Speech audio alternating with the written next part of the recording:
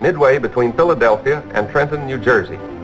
With its giant shopping center, winding lanes named for flowers and trees, it is fairly typical of communities all over America, where families are pursuing the American dream to give their children a better chance in life. Levittowners are people of modest means. Nearly all are young people. A large proportion are veterans. There are few social agencies, and while many religious groups have established churches, they have not yet had time enough to develop programs to adequately serve the community. Most Levittowners are proud and happy in their new environment. For many, it is the first house of their own, and it represents a major financial investment. Social life is mainly confined to visits with the neighbors. Occasionally, there are community-wide events, but it's too early yet for most residents to become identified with the broader aspects of community living. Levittown was built by one man for whom it is named. Like many community developers, he set the initial policy and provided a minimum of essential services. When the houses were sold, naturally, he waited to its own slender resources. In August 1957, Levittown, Pennsylvania attracted international attention when violence erupted as William Myers, Jr. and his family moved into the three-bedroom house at Daffodil and Deep Green Lanes. In almost all respects, the Myers family is close to the Levittown norm. They have 3 small children, the youngest only 1 month old. Myers served for 2.5 years in the Army and was discharged as a staff sergeant. He works as a laboratory technician and is studying for a degree as an electrical engineer. His wife, Daisy, is a college graduate. The Myers home is modestly furnished, and their late model family car was bought on time. They are very close to the Levittown norm, except in one respect. William Myers, Jr. and his family are Negroes in an all-white community. Levittown reacted in a number of ways to the new arrivals. There were several hundred who congregated on the street in front of the Myers house, and there were those among them who felt strongly enough to throw a rock through the picture window. But there was another large group who were repelled by this kind of behavior and organized to help Levittown accept its first Negro neighbors. The vast majority of Levittowners went peacefully about their daily activities, but in the stores and at the schools and on the front lawns, Levittowners discussed the Myers. Well, I first read a small article in the newspaper that the first colored family had moved into this community, and following that, why I began to hear on the radio and read in the newspaper that there was some disturbance around this home that these people had bought. What was your initial reaction? I was terribly shocked to find that there were people in this community who would be so violently opposed to it. I rather thought that everyone would just accept it as I would. The Myers became the main topic of conversation for the people of Levittown within a few hours of their arrival. In the absence of fact and authoritative information on a situation like this, rumor and gossip sweep through the community. As the stories pass from one person to another, because hardly anybody knows the truth, what everybody is saying becomes the fact. Oh, I heard lots of rumors. I was busy telling people not to believe them. What kind? Well, that they'd been sponsored. Chiefly, I think people resented, after they heard this rumor and believed it, they resented feeling that some outside group had deliberately moved these people in, that they were sponsored and paid by an outside group to do this very thing. And I had been told on good authority that that wasn't true at all, and so I told people that it wasn't true. Oh, I heard lots of rumors. I was busy telling people not to believe them. What kind? Well, that they'd been sponsored. Chiefly, I think people resented, after they heard this rumor and believed it, they resented feeling that some outside group had deliberately moved these people in, that they were sponsored and paid by an outside group to do this very thing. And I had been told on good authority that that wasn't true at all, and so I told people that it wasn't true. Why did you select Levittown to live? We were looking for a place to buy a home. We looked at Levittown, and we liked the homes here. We liked the advantages that Levittown seemed to offer in comparison to other cities.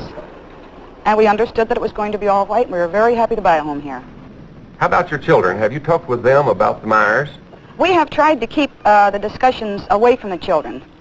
I feel that it's something that we adults should solve without bringing the children into it any more than we have to. We're doing it for the children, but I don't feel that they are old enough to understand the problem as it is. Do you think a Negro family moving here will affect the community as a whole? Definitely. In what way? I think that, well, the property values will immediately go down if they are allowed to move in here in any number. Can you give a basis for that judgment? Yes, we used to live in Washington, D.C., and we saw a very good example of that there. The repetition of an experience that was distasteful. Is there to be no escape from living near Negroes? And what of the dream of middle-class respectability? If a Negro family can afford what you can afford, how do you justify your feeling of superiority? The illogic of one's own position becomes apparent, and in self-justification the old tribal myths are invoked. What other objections, aside from the effect on property values, do you have against the Myers? The whole thing centers around the word integration. Well, as Mr. Myers said, because his home has been anything but peaceful since he moved in. He's got 3 children, and evidently he feels that they will be accepted socially. And I don't feel that they ever will be. But the whole trouble with this integration business is that in the end, it probably will end up with mixing socially. And you will have, well, I think their aim is mixed marriages and becoming equal with the whites. But the only way they're going to do that is by education and by bettering themselves, not by pushing in the way they have here. Do you intend to move? At the time, no. It's a pretty impossible situation. We have our home here, and if the colored move in and run real estate values down, there are a lot of us, the GIs particularly, who are going to be more or less stuck with their homes. As the lines are drawn, those on either side become more adamant. Tension develops and feeds on suspicion and mistrust. What has been the effect of the Myers coming here? Well, it's created a great deal of tension, not among the neighbors, because we all feel the same. But it's naturally made everyone tense in their homes. I mean, this is affecting our homes. And it's bound to create tension. It's the subject that's talked about all the time. But there are others who are for the Myers? Yes, I've heard about them. For what reason, do you think, do they support the Myers? Frankly, I don't know what reasons they can have for it. If they are homeowners in Levittown, I don't see what reasons they can have for it. Do you think Myers will be able to live here comfortably? Comfortably? No. What course of action are you going to follow? I'll do what I can to help to get them out legally and peacefully. And as far as accepting them socially, if that's what you mean, I could never do that. To take sides in such a situation is more than a matter of one's own conscience. What a man believes becomes a subject for community debate. For those who believe a man has the right to live anywhere he wishes, the answers are simple and straightforward. Has this affected your relationship with neighbors? No, we've discussed it freely. We've found people for and against, but we've tried to keep it being discussed. That was the important thing. Have you heard any rumors? Many. I won't repeat them because I don't like to repeat rumors, and I don't think it's fair to keep them alive. Do you think rumors contributed to the reaction of those opposing the Myers? Surely they did, but we had some very interested citizens here who pledged themselves to a fact-finding group, and they tried to dissolve those rumors as quickly as they were started by facts. Do you think the Myers will be able to live comfortably in Levittown? I think so. I hope so. I think the majority of people here will grow accustomed to it and realize that, they can be good neighbors, which I'm sure they are. And I think the majority of people here are not the violent, violent group that we have heard so much about. Do you think the Myers staying in Levittown will affect property values? I don't think that the Myers have anything to do with the property decreasing or increasing. I think it's purely a white problem, not a Negro problem. In what way? I think it is the feeling of the majority group which will influence the property, not the minority group.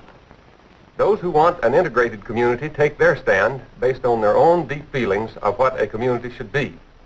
Do you feel that the Myers will lead to large numbers of other Negroes coming here? No, I don't think so. I think that there will be probably a normal entrance and not a deluge. I mean, people who want these homes will come here. It's not what people say that, influx. There won't be any such thing. There'll be a normal, I hope, and because I would like to see an integrated group here, and I would like to see, my child, and I hope my children go to and live in a group that is representative of the world. and not being an integrated group, it is not now a representative of society. Of course, we've all discussed this and we've all said that the answer to the problem is eventually when you find that there are no more areas to which a white person can move without having a Negro family in. Well, that would be the best end that there could be to segregation, and it is probably something that will happen in the future.